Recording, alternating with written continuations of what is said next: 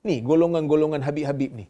Dekat Indonesia sekarang ni tengah kacau apabila golongan-golongan Habib ni mendakwa dengan dakwaan yang pelbagai yang tak ada dalam agama sebelum ni pun.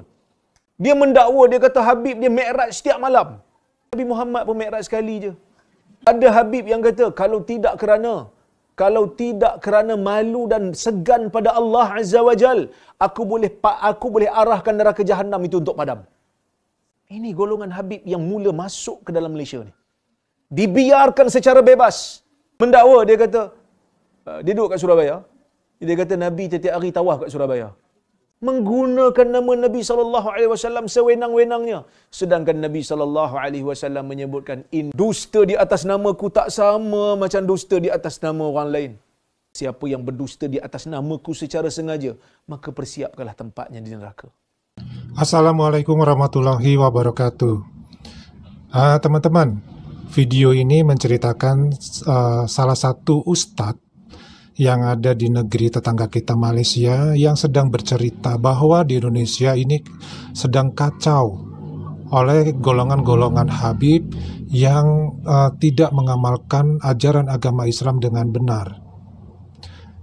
Apa yang dikatakan oleh beliau ini itu memang benar adanya. Ya, memang benar adanya ya, bahwa memang di Indonesia ada golongan Habib yang memang tidak mengamalkan agama Islam dengan benar. Seperti yang dicontohkan oleh Ustadz tersebut, mengatakan bahwa ada melakukan perjalanan Isra Mi'raj itu sampai berkali-kali setiap malam, padahal Nabi sendiri melakukannya hanya 1 kali seumur hidup. Kemudian ada juga di situ dikatakan oleh Ustadz Malaysia ini bahwa bisa melakukan tawaf di Surabaya. Jadi tidak perlu jauh-jauh kalau mau umroh atau haji harus ke Mekah. Kemudian ada juga ya Habib-Habib seperti itu yang melakukan lelang. Lelang ini macam-macam, ada lelang siwa. Ya, siwa itu kita tahu ya harganya sangat murah, Rp10.000 itu dapat kita siwa 1 ya. Yang digunakan untuk ini membersihkan gigi ya. Nah, itu habis dipakai tuh oleh si Habib, kemudian dilelang dengan harga sampai jutaan. Kemudian ada juga Habib yang melakukan lelang juga, yaitu sebuah kue ya, kue yang habis digigit itu dilelang, dijual kepada para pengikutnya dan laku. Nah, hal-hal seperti ini memang terjadi untuk saat ini di Indonesia. Dan kita orang Indonesia ya tidak mendiamkan hal seperti ini, karena kita sudah memulai melakukan kegiatan ataupun penolakan terhadap gerakan-gerakan ataupun terhadap semacam ceramah-ceramah mereka ya, ataupun acara-acara mereka, haul-haul mereka ya, itu kita tentang. Bahkan ada beberapa tokoh yang juga secara terang-terangan ingin meluruskan dan tidak begitu suka dengan adanya Habib-Habib yang model seperti ini. Tetapi perlu diingat juga, ada Habib-Habib yang memang tidak seperti itu perilakunya. Jadi kita tidak boleh ya menganggap semuanya rata bahwa Habib itu berperilaku menyimpang dari ajaran agama Islam. Nah, ini Pade tampilkan 2 tokoh Indonesia yang ingin meluruskan kembali ya paham-paham yang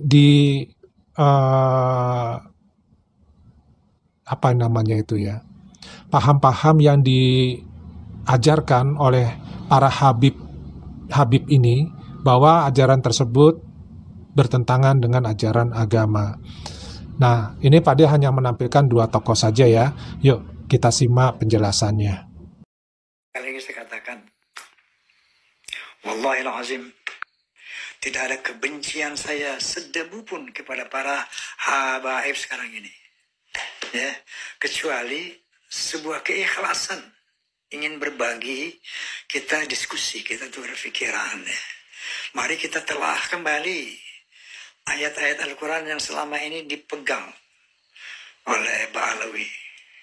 ayat-ayatnya selama ini ditafsirkan berbeda oleh kelompok Bahlawi, sehingga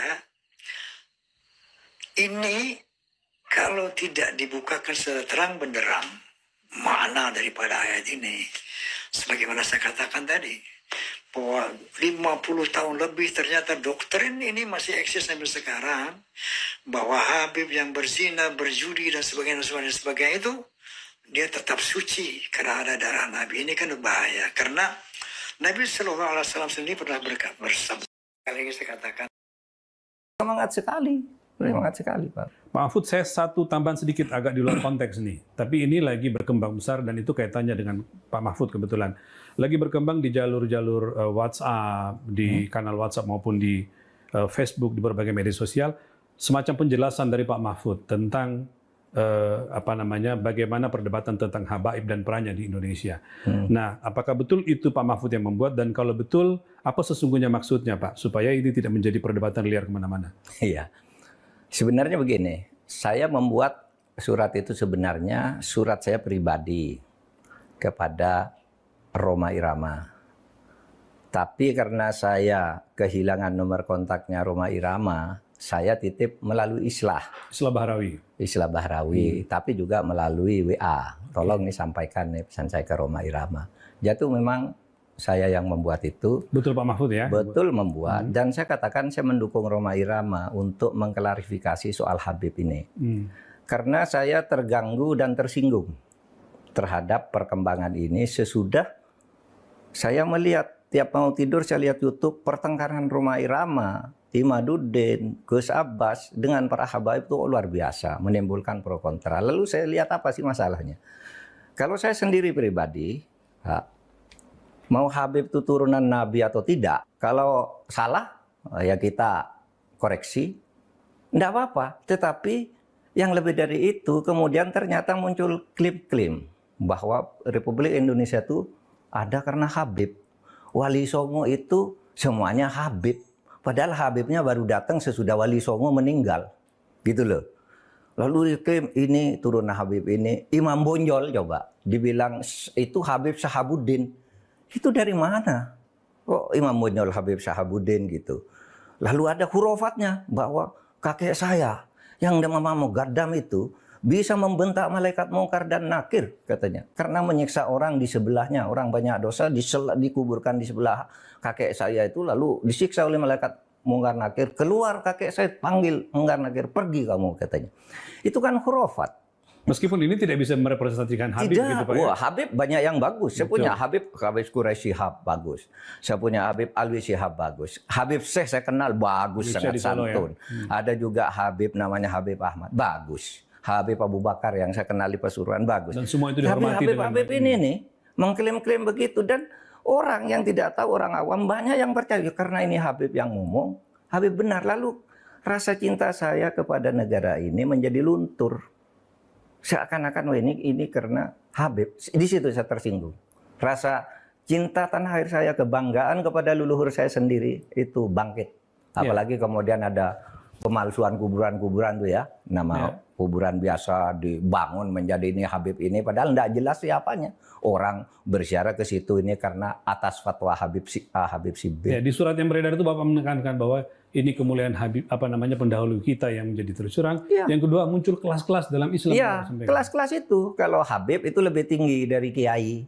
Dan itu semua ada, Mas. Ngomong itu bukan hanya ngomong begitu, itu bukan hanya katanya-katanya. Karena ketika Rhoma Irama berbicara itu, lalu ada seorang Habib muda dengan Rhoma Irama, kamu bohong, tunjukkan Habibnya siapa yang katakan begitu. Sudah, itu bukan Rhoma Irama yang membuktikan. Netizen ini Habib ini tanggal sekian bilang ini dengar. Ini Habib ini sampai 7. Maksud saya tidak ada urusan Habib itu ya bagian dari kita juga, tidak apa-apa. Ya. Bangsa kita juga, tapi jangan juga dibiarkan merajalela sesukanya. Saya bilang begitu. Ada yang mengatakan kalau Indonesia ini merdeka dibutuh oleh Habib ini. Bung Karno itu tanggal 17 Agustus dibantu oleh Habib siapa gitu untuk menyatakan kemerdekaan. Loh, kita tahu yang bantu tuh Jepang, namanya Maeda. Iya kan? Laksamana Maeda ya. Laksamana Maeda yang menampung Bung Karno. Bung, kalau kamu mau merumuskan kemerdekaan biar aman, tidak ada yang ganggu, di tempat saya aja. di kantor dan di Maeda. Orang Jepang juga membantu, orang Belanda yang membantu kemerdekaan ada juga. Namanya siapa? Eduard Weizsäcker yang mendirikan 3 serangka. Ya Belanda juga. Ya, orang India banyak, orang Arab non Habib banyak, orang Cina banyak. Lah kenapa? Kok kalau diklaim oleh Habib? Ya kita sendiri yang paling dominan, yang lain tuh yang membantu. Kan gitu kalau saya ya, rasa nasionalisme saya. Itulah sebabnya saya dukung Rhoma Irama. Ya. Gitu aja. Jadi saya ini enggak punya klarifikasi Pak Yusuf, perdebatannya tidak mana-mana ya. Iya. Baik Pak Mahfud, terima kasih Pak. Ya. Nah, teman-teman, ini tadi 2 tokoh yang sekarang juga lagi rame ya kita bicarakan ya, mengenai upaya kita, bangsa Indonesia yang beragama Islam, untuk menentang dan menolak para habib yang memang sudah melanggar ketentuan-ketentuan ataupun ajaran agama Islam itu sendiri, untuk kepentingan mereka sendiri. Ya, jelas mereka ini harus tidak diperbolehkan untuk menyebarluaskan paham-paham seperti ini. Nah, dari sini bisa kita lihat ya, dari cerita Bang Rhoma Irama, kemudian cerita dari Bapak Mahfud MD tadi, ini jelas posisinya bahwa Bapak Mahfud MD sendiri merasa rasa nasionalismenya itu ya tersinggung atau disinggung, sehingga membuat dia harus meluruskan kembali bahwa paham-paham yang diajarkan oleh para habib ini itu tidak benar, tidak sesuai dengan jiwa nasionalisme, karena sudah benar-benar ya menyelewengkan, kemudian mengaburkan sejarahnya bangsa Indonesia itu sendiri dan para pahlawan Indonesia itu sendiri. Untuk apa mereka melakukan itu? Jelas, supaya kaum mereka, habib-habib yang model seperti ini, itu mendapatkan posisi di rakyat Indonesia, di negara Indonesia ini. Nah, itulah yang dilakukan oleh orang-orang Indonesia terhadap para habib yang jelas-jelas ya melakukan pelecehan terhadap agama Islam itu sendiri, dan juga pelecehan terhadap kemerdekaan dan pahlawan Indonesia. Nah, Ustadz dari Malaysia tadi juga mengatakan bahwa para habib seperti ini itu bisa masuk dengan bebas di Malaysia tanpa ada yang mencoba untuk mencegahnya. Nah, kita tahu bersama bahwa menurut sejarah, habib-habib ini awalnya memang bukan dipanggilnya habib, tapi mereka adalah para imigran dari negeri Yaman yang memang menyebar ke beberapa negara. Jadi bukan hanya di Indonesia, di Malaysia pun mereka ada ya. Kemudian di negara Brunei pun ada, di Arab Saudi pun mereka ada, di Irak mereka pun ada, bahkan sampai ke Eropa. Hanya yang menjadi permasalahan ketika berada di kawasan ASEAN ini, terutama di Indonesia dan di Malaysia, bahwa mereka membuat sesuatu yang menyebabkan mereka menjadi kaum yang mulia, kaum yang harus dihormati dan kaum yang harus disembah. Nah, kalau di Indonesia, masalah habib yang seperti ini itu ada sejarahnya, dan sejarah itu memang didukung oleh para penjajah. Mereka yang menciptakan habib yang model seperti ini, yang sampai sekarang setelah 50 tahun, 70-an tahun ya masih terasa dampaknya. Dan para pengikutnya masih menikmati dengan dongeng-dongeng yang mereka sebarkan tersebut. Nah, bagaimana dengan di Malaysia? Upaya apa yang dilakukan supaya para habib-habib seperti ini itu tidak ada lagi di ASEAN ini? Nah, mudah-mudahan dari video ini ya, itu memberikan semacam informasi, semacam gambaran bahwa ada kelompok-kelompok habib yang berniat untuk memuliakan dirinya sendiri dan golongannya dengan memanfaatkan semua apa yang mereka bisa lakukan, termasuk mengganti kuburan-kuburan menjadi kuburan-kuburan yang harus disembah dengan menyertakan nama-nama dari kelompok atau dari silsilah keluarga mereka. Kemudian juga dengan mengganti atau menambahkan silsilah mereka pada para pahlawan-pahlawan dari suatu negara. Yang terjadi sekarang sih di Indonesia. Nggak tahu kalau misalkan di Malaysia ya, seperti apa perilaku dan tindakan mereka. Nah, ini aja dulu ya teman-teman, dari Pak Ade. Kalau mau cerita tentang para habib yang tidak mengajarkan agama Islam dengan benar ini, itu ceritanya akan sangat panjang, sejarahnya pun sangat panjang kalau di Indonesia. Bahkan kalau di Indonesia dikatakan bahwa orang-orang seperti ini, ya itu adalah para pengkhianat bangsa Indonesia. Ya, termasuk yang berhubungan dengan G30 SPKI, ya. Jadi orang-orang PKI itu adalah termasuk orang-orang yang dikelompokkan dalam Habib ini. Itu ada ceritanya sendiri, ya. Nah, baik teman-teman, kita ketemu lagi di video yang lainnya. Kita daripada cukup sekian dulu. Wassalamualaikum warahmatullahi wabarakatuh. Salam.